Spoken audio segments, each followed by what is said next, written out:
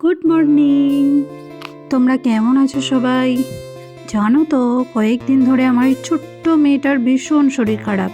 যাই খাচ্ছে বমি করে দিচ্ছে, ঠিক করে ঘুমোচ্ছে না, ঠিক করে খাচ্ছে না, খালি ঘ্যান ঘ্যান ঘ্যান ঘ্যান করে যাচ্ছে। জানি না কী হয়েছে। কয়েকদিন আগে অন্নপ্রাশন ছিল, হয়তো তারই জন্য শরীরটা খারাপ হয়েছে। সবার কাছে শুনেছি যে বাড়ির বড়রা বলেছে যে বাচ্চাদের অন্নপ্রাশনের আগে, জন্মদিনের আগে একটু শরীর খারাপ হয়। যেন তো মনে হয় ওর সেটাই হয়েছে।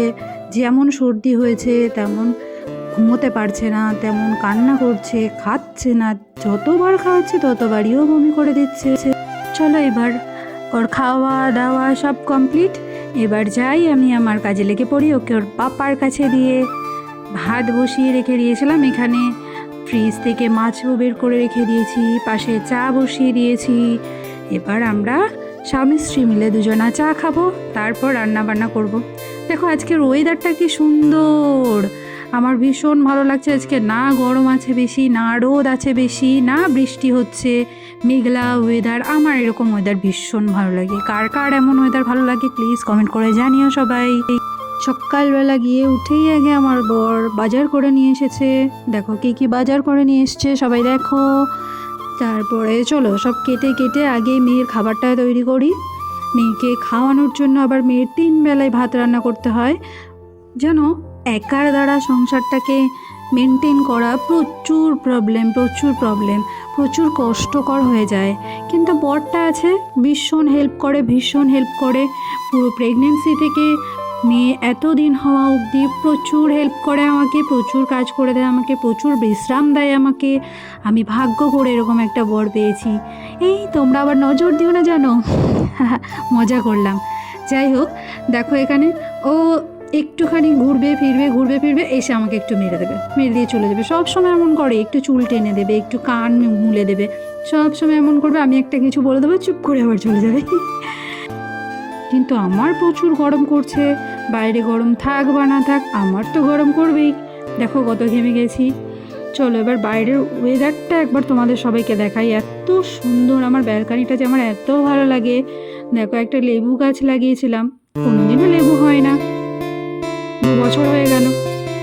দেখো আকাশটা এত সুন্দর লাগছে আজকে, কি বলবো। আমার ব্যালকানিতে এলে মন ভালো হয়ে যায়। আমার ভীষণ ভালো লাগে ব্যালকানিতে এলে। আমি মাঝে মধ্যেই কানে হেডফোন দিয়ে ব্যালকানিতে এসে দাঁড়িয়ে থাকি, কিংবা বসে থাকি, কিংবা মেয়ের সাথে খেলা করি। আমি এটা করি। আর মেয়ে যখন ছিল না, মেয়ে যখন পেটে ছিল, তখন তো আমি ব্যালকানিতে দুপুরের পর থেকে ঘুমিয়ে থাকতাম, সন্ধ্যে অবধি বিছানা পেতে বালিশ নিয়ে শুয়ে থাকতাম। আমার ভীষণ ভালো লাগে ব্যালকানিতে থাকতে। তোমাদের কাদের এরকম পরিবেশে থাকতে ভালো লাগে, এরকম পরিবেশের হাওয়া থাকতে ভালো লাগে? আমার ভীষণ ভালো লাগে। কিন্তু একটা প্রবলেম জানো, আমাদের এখানে জঙ্গলটাতে, এটা জঙ্গল হয়ে গেছে যে আর বাড়ি সে পরিষ্কার করে না। প্রচুর পোকা মাকড়, নোংরা, আরশোলা, মাকড়সা, তারপর বোলতা তো প্রচুর পরিমাণে আছে। এখানে একটা মৌচাক হয়েছে, দেখো মৌচাক। এই জন্য আমার মেয়েকে নিয়ে এসে এখানে বসতে প্রচণ্ড ভয় করে এখন। আর সন্ধ্যের পর থেকে তো এই জায়গাটা মোটেই খোলা রাখা যায় না। যদি খোলা রেখেছো তাহলে ঘরের মধ্যে বাইরের পোকা মাকড় পুরো ভর্তি হয়ে যাবে, তোমার খাবারে পড়বে, সমস্ত কিছু ভীষণ বাজে লাগে। সেই জন্য সন্ধ্যের পর তার খোলাই রাখতে পারি না। কিন্তু এত সুন্দর এখানটায় হাওয়া দেবে, ভীষণ ভালো লাগে। তো চলো আমি আমার বাচ্চাটাকে স্নান করাই। ওই দেখো ওর বাবাই ওকে স্নান করাতে চলে এসেছে। বললাম না যে অর্ধেকের বেশি কাজ ওর বাবাই করিয়ে দেয়। চলো ওর বাবার ওকে স্নান করিয়ে দিচ্ছে। এবার স্নান করিয়ে আমার মেয়েটাকে খাইয়ে দিয়ে ঘুম পাড়িয়ে দেবো। আমাকে পাড়াতে হবে না, আমি শুধু খাইয়ে দেবো। দেখো স্নান করে রেডি, হাসছে, ওর সাথে গল্প করছি, ও এইভাবে কথার উত্তর দিচ্ছে। আমি তো ভীষণ পাকা। চলো ওকে খাইয়ে দিয়ে ওকে ঘুম পাড়িয়ে দিই। সবাই ভালো থাকবে। আমি রান্না করি, গিয়ে আমার রান্না বান্না সেরে স্নান করে আমি আমার মেয়ের সাথে একটু ঘুমিয়ে পড়বো। আমি সব সময় চেষ্টা করি আমার মেয়ে যখন ঘুমোয় তখন আমি একটু ঘুমিয়ে নিতে।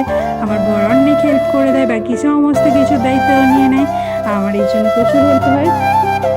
তো কার কার ঘরে এরকম আমার বরের মতন একটা বর আছে? হ্যাঁ, শুধু কাজ করে দেয় না, প্রচুর ঝগড়াও করি আমি ওর সাথে।